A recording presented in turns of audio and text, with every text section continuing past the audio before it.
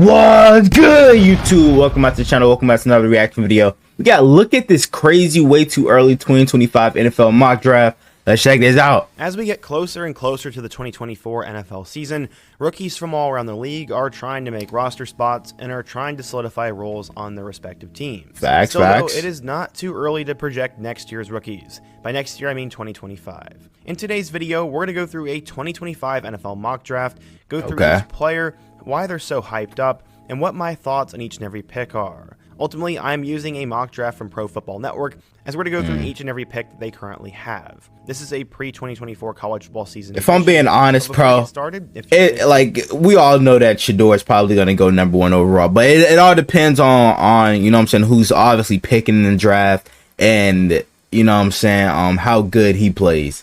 But be sure to subscribe. We all know, bro. Leave a like if you support today's video. How much he's gonna get glazed. Situation I can cover next. Now let's get started and talk about a way too early 2025 NFL mock draft. Okay, so how we're going to do it is we're going to go through all 32 picks, but probably the first 16 picks, I'm going to go through it much quicker, and then the last 16, we're going to go a little bit more in depth. So according to this mock draft, the guy they have going at number 32 overall is Walter Nolen. Walter Nolen, I don't know who that is. Familiar with Nolen, as he was the #1 recruit in the country at one point. Okay. He was part of Texas A&M's crazy 2022 class, and as a true freshman, where they had Evan Stewart and shit. Last year, he upped that number to 37, and he also had 4 sacks. While Nolen is getting a little bit better, he still has been pretty underwhelming. He decided to transfer to Ole Miss, and if he has a huge 2024 season, he could play his way even higher. But for now, he's going in the first round purely based on potential and practically his build, as he is 6'3" and over 300 pounds.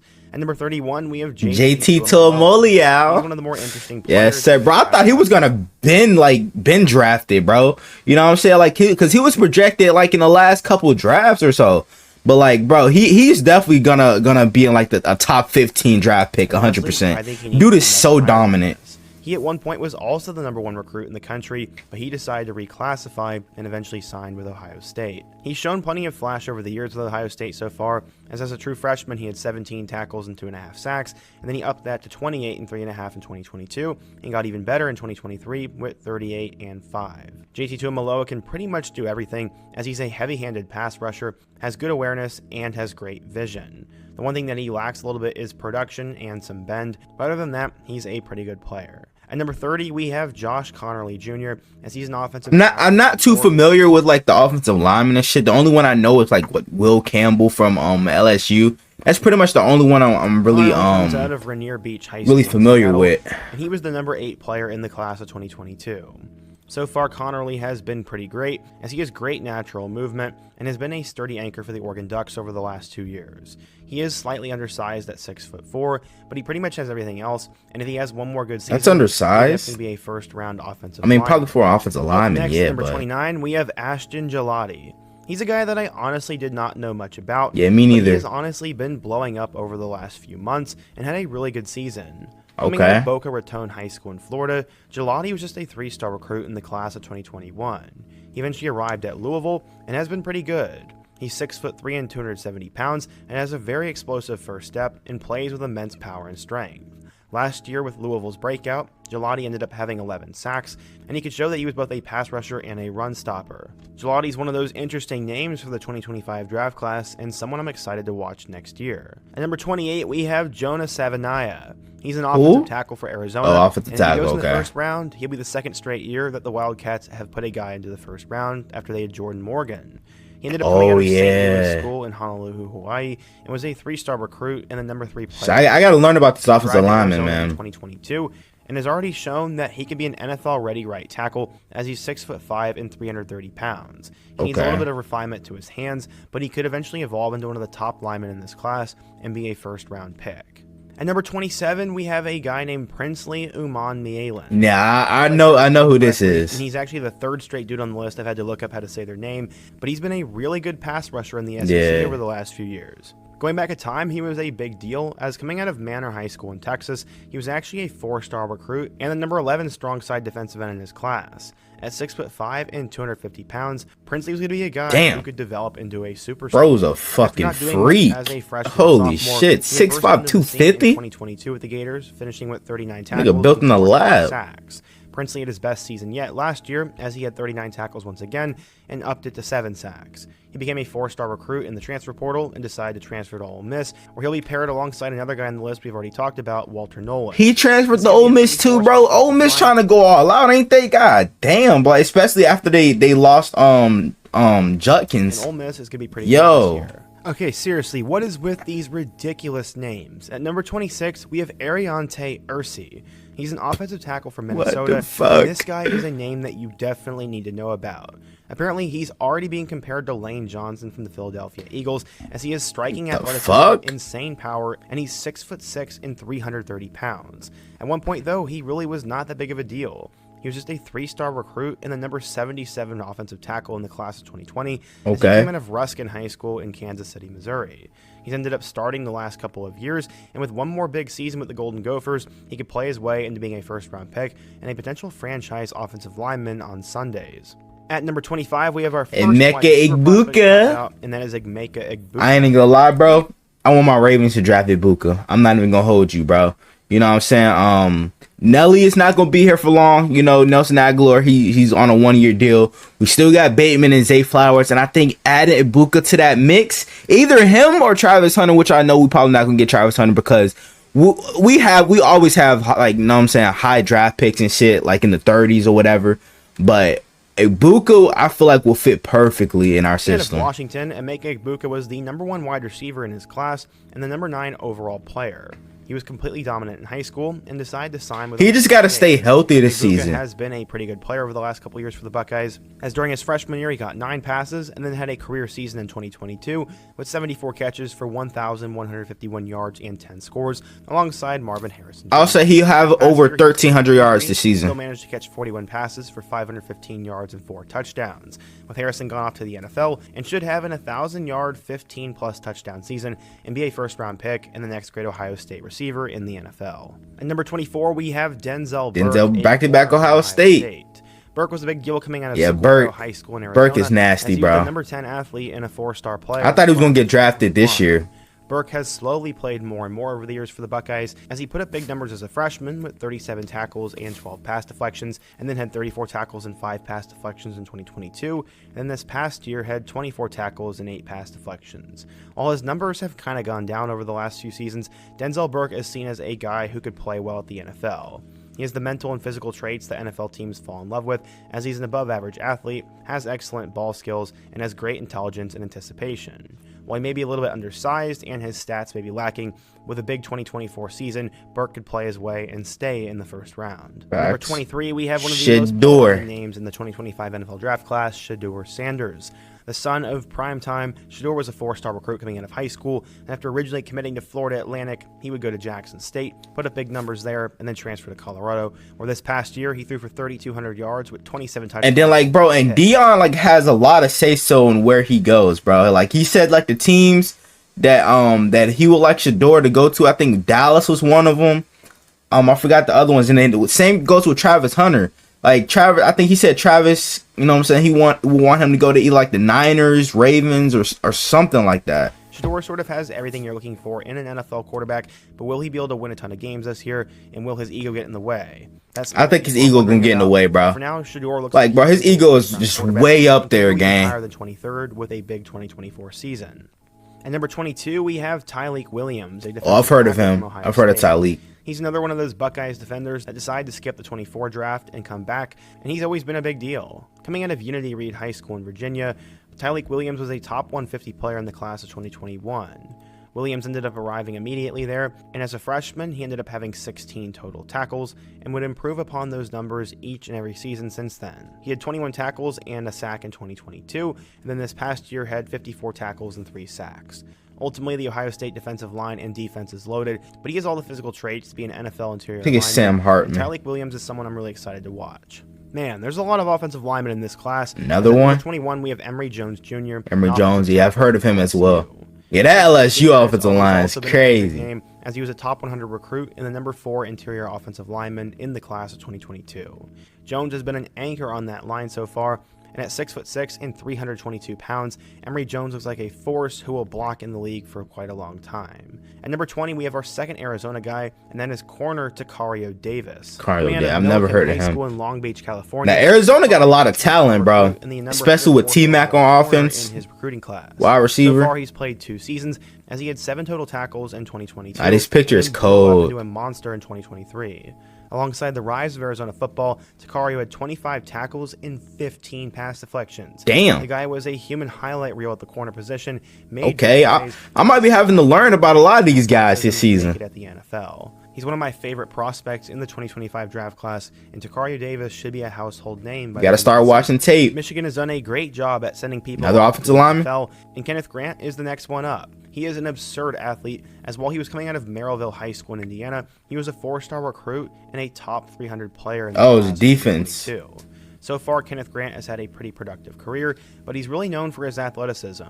This past season, he had 29 total tackles, 4 pass deflections. Yeah, I'm not really used to defensive linemen wearing numbers in the 70s. Says that he's one of the craziest players on his freaks list, as he ran a sub 5-second 40-yard dash time, has a 29-inch vertical leap, and was clocked at 19 miles per hour. Damn. If Grant has a huge season, he could find himself in the first round and be one of those athletic freak defensive linemen that always goes near the top. Up next, at number 18, we have another lineman, and that is Deion Walker. This build is crazy. Side of the ball, and coming out of Cass Tech in Detroit, he was a 4-star recruit and a top 300 player in the class of 2022. Okay. Deion Walker obviously arrived at Kentucky with a lot of hype because of his recruiting pedigree, and this past season, he would emerge.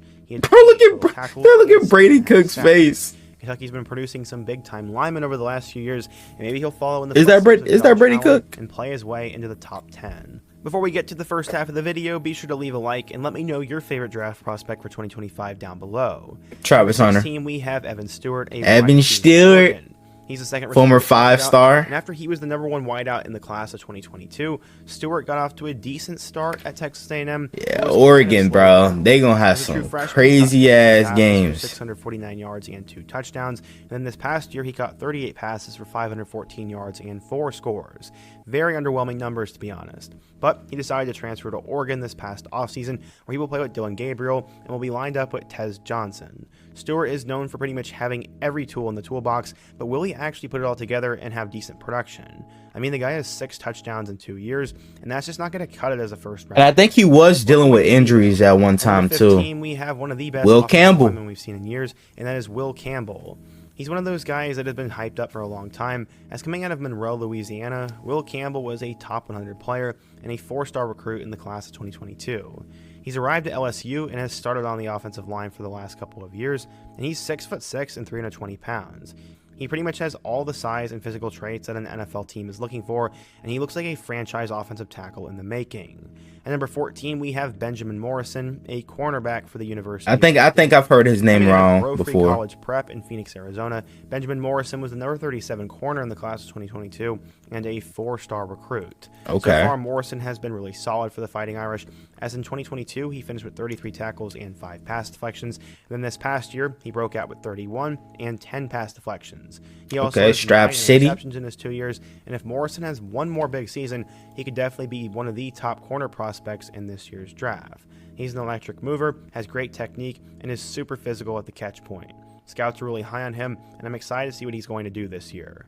At number 13, we have Travis Hunter. He's a do-it-all wide receiver and defensive. I want to know, like, when he gets to the NFL, what position is he going to play? Is he going to play corner? Is he going to play wide receiver? Is he somehow going to play both? Because it's going to be completely different once you get to the NFL level of him being able to consistently play both positions throughout the whole season. But, like, it'll be very interesting to see. For Colorado. After being the number 1 recruit in high school, he decided to flip from Florida State and follow Coach Prime over to Jackson State, and I guess so far it has worked out for him. He was really solid with Jackson State, but last year he broke out.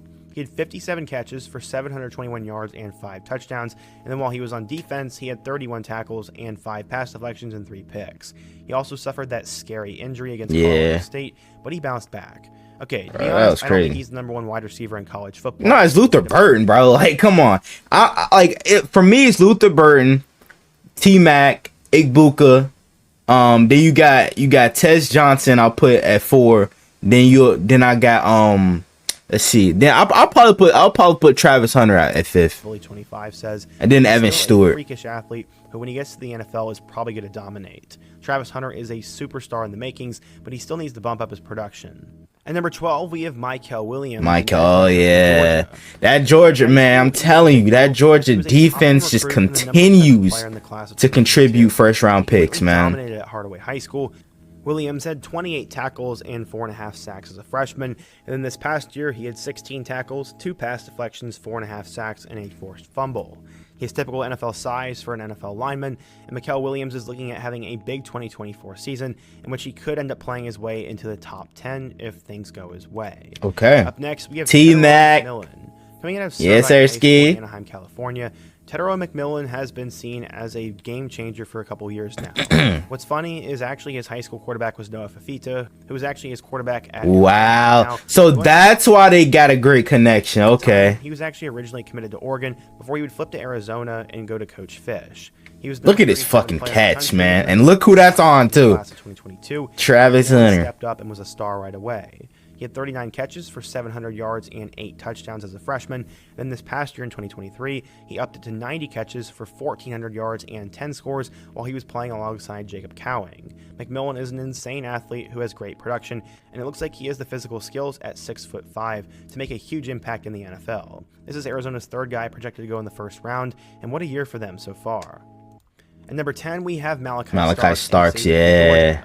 Coming out of Jefferson High School in Jefferson, Malachi Starks. I don't understand how the hell Georgia keeps producing these defensive guys going into the first round each and every year. Like, it's insane. And please do not let Philly get any more defensive guys from Georgia, bro.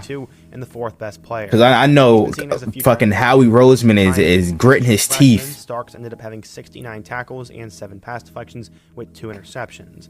In 2023, he got even better, finishing with 52 tackles, 7 pass deflections, and 3 interceptions. Starks is a super athlete and is a guy who commands the secondary, and NFL teams cannot wait to get their hands on him. He's super explosive and can pretty much do everything and plays for a great Georgia defense. At number 9, we have one of the most freakish Abdul Carter. And that is Abdul Carter. And yeah, this nigga is a freak athlete. He's always been a big deal. As coming out of LaSalle College in Pennsylvania, Abdul Carter was seen as a 4-star recruit and the number 33 linebacker in the class of 2022. Carter arrived at Penn State with a lot of hype, and as a true freshman, finished with 56 tackles, 4 pass deflections, 6.5 sacks, and 2 forced fumbles. Damn. He was all over the field, and in 2023, he was also doing the same thing. Didn't he have like 6.5 sacks last year? 5 pass deflections, 4.5 sacks, 4.5. fumble, and an interception. I thought it was 6.5 Carter, sacks. as I said, is seen as a freakish athlete, and with one more good year in Happy College, Abdul should be a top 10 pick and a ferocious edge rusher for years to come on Sundays. And I think he's one of those like those Michael Parsons type players, bro. Because I saw him drop back in coverage too when I looked at his highlights from last year. Like, he might be another one of those guys. Luther Burden III. Luther Burden. Mizzou fan myself, Luther Burden is the best wide receiver to come through Mizzou since Macklin, and he's done him and Theo Weiss a great duo. Fan of East St. Louis High School, Luther Burden was committed to Oklahoma, but would end up flipping and staying close to home.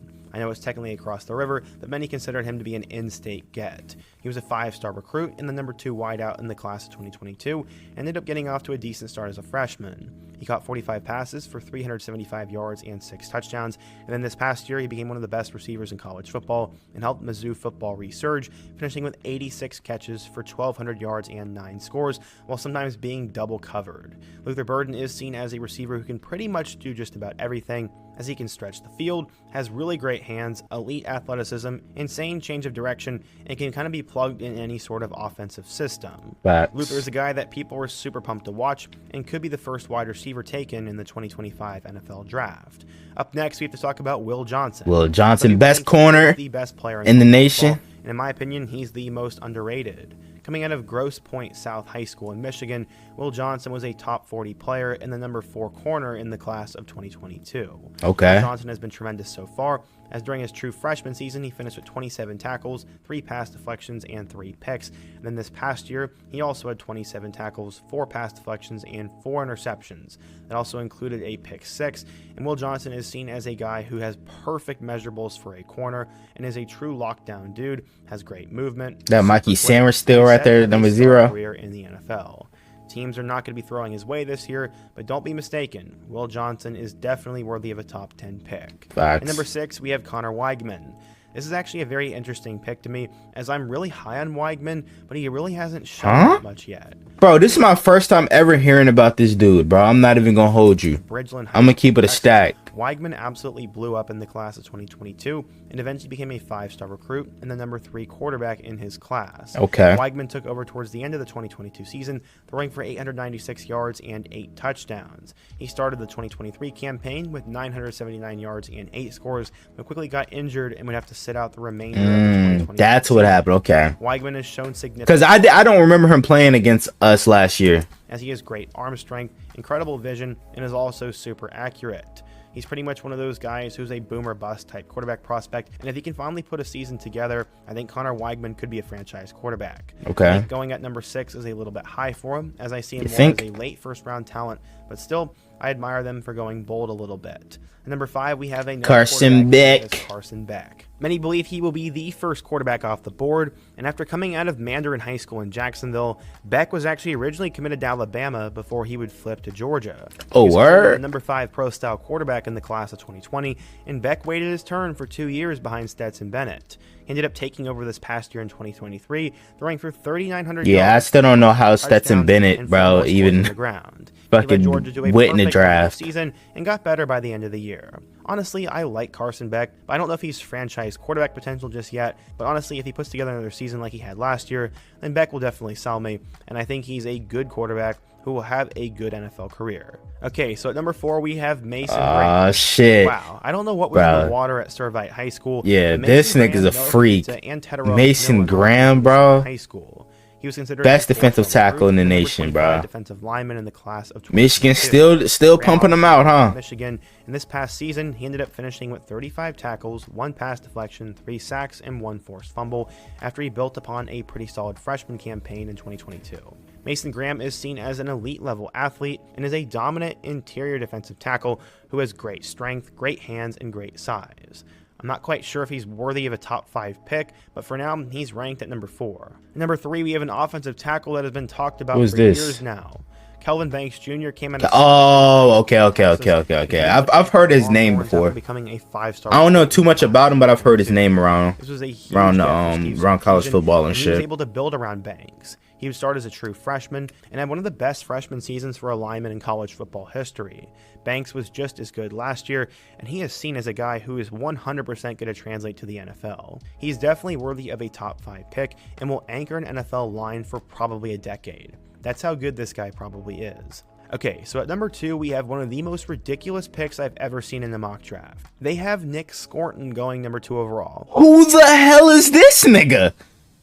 Bro, like, I'm not trying to be funny, bro. He's probably good, but I've never heard this nigga a day in my life, bro, in college football. Didn't hear him last year. Didn't hear him the last couple seasons. Who the hell is this nigga to be ranked in front of Mason Graham and a lot of those niggas, bro? Who is this? Like, real talk. If you haven't heard his name, I don't necessarily blame you. There's also could be a reason for that, as originally coming out of high school, Nick Scorton was actually named Nick Carraway. I'm not quite sure what happened as his name changed or something, but he was a 4-star recruit and decided to sign with Purdue. Scorton ended up having a decent freshman year in which he had 22 tackles and 2 sacks, but this past year he blew up into one of the best defensive linemen in the Big Ten. He finished with 50 total tackles, 3 pass deflections, 10 sacks, and 1 forced fumble. Scorton... My bad, bro. I wasn't familiar with their game, bro. 10 sacks? Let me shut the fuck up, okay? We decided to enter the 2020 Talk to him. Portal and was seen as the number 15 overall player. I guess that somehow translates to him being the number 2 overall prospect. It just doesn't make sense to me, but I guess there is some sort of reason for it. At Texas A&M this year, he'll be seen as one of those guys who has a sky. Oh, he's at A&M this year, okay. As he's 6'4" and nearly 300 pounds. So I guess we'll be, as an Alabama fan, we'll be seeing him a lot, huh? He's shown to have a great motor, great strength, and insane flexibility. I guess he's seen as one of those prospects that sort of is like a unicorn, and that's why he's ranked number 2. Unicorn. For now, there's no reason to have Scorton ranked as the number 2 overall prospect. Still, though, I'm excited for this guy. Finally, at number 1, James Pierce. You want to talk about Micah Parsons type players? This nigga right here, bro, I'm telling you, he can beat you with speed, power, bro. His bull rush is disgusting. And then like one of the plays where he dropped back into coverage and had a pick six. This dude is a freak athlete, bro. I'm telling you, I would not be surprised if he went #1 overall. But I'm telling you, whatever team he's going to, they're going to be getting one hell of a player. I don't know what it is. I guess this whole mock draft is just offensive and defensive linemen, as there's just no way that there's going to be 3 straight defensive linemen taken to open the 2025 draft. Coming out of I mean, that's why it's called way too early mock draft, bro. Jr. was a 4-star recruit, but and the number 173 overall player. It's going to be interesting, I tell you that. Pierce would arrive, and I like these Tennessee unis. 2 sacks in 2022. Then this past season, he finished with 27 total tackles, 9.5 sacks, and 2 forced fumbles to go along with a pick 6. This nigga is broken in college football 25. Player in the country. I don't know about that. He does have great athleticism. And what's crazy, bro? I don't see Jalen Milroe in any of these fucking picks, bro. Keep sleeping on my boy Jalen Milroe. I'm telling you right now, he's going to be a first round pick by the end of the season. I'm gonna keep it a buck with you. He might even win the Heisman. Don't sleep on him, okay? Acceleration.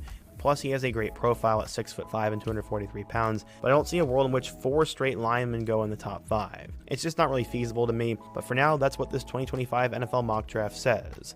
What do you guys think? Who is your favorite prospect from the 2025 draft class? I mean, my favorite prospect is still Travis Hunter because he can play both offense and defense. Be sure to let me know down below. Let me know if I should do a part 2 in September. Leave a like if you want to support today's video. Yeah, I would like to see a part 2. Check out all my other videos on the end screen.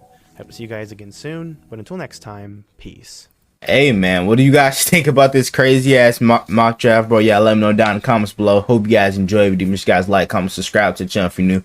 Turn on post notifications, get notified whenever I drop another banger video. We're on the road to 500 subs, and we get there for more banger NFL reactions like this. Without further ado, I'm out. Gang.